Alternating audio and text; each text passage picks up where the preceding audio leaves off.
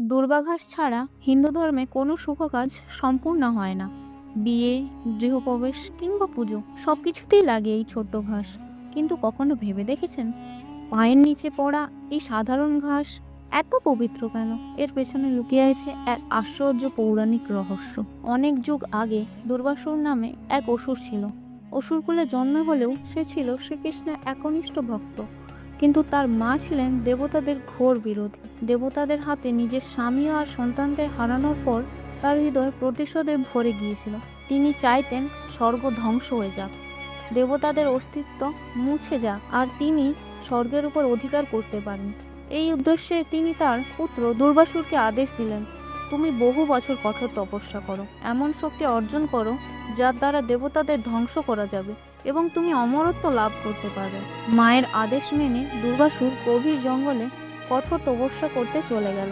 অমৃত পাওয়ার আশায় সে বছরের পর বছর এমন তপস্যা করলো যে তার শরীরের মাংস পর্যন্ত গলে গেল। কীটপতঙ্গ তার দেহ খেয়ে ফেললো, তবুও তার মনোযোগ একটুও ভাঙল না। তার এই কঠোর তপস্যা দেখে দেবতারাও ভয় পেয়ে গেলেন। তারা তার তপস্যা ভাঙার জন্য নানান চেষ্টা করলেন।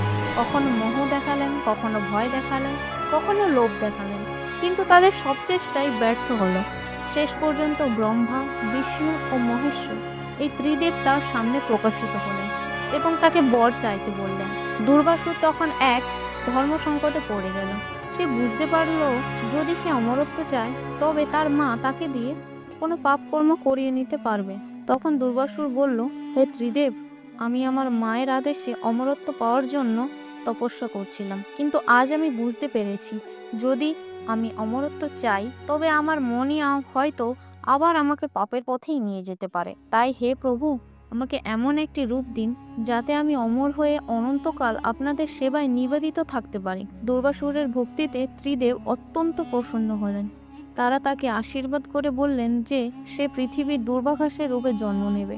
সৃষ্টির বিনাশ হলেও তার বিনাশ হবে না। ত্রিদেব আরও বললেন, দুর্বাঘাসের 3টি পাতার মধ্যে ব্রহ্মা, বিষ্ণু ও মহেশ্বর স্বয়ং বিরাজ করবেন। সেই থেকেই প্রতিটি পূজা ও শুভ কাজ দুর্বা ছাড়া অসম্পূর্ণ বলে মনে করা হয়। আজও যখন আমরা পূজায় দুর্বাঘাস অর্পণ করি, তখন অজান্তেই আমরা এক মহান ভক্তের নিঃস্বার্থ সেবাকে স্মরণ করি।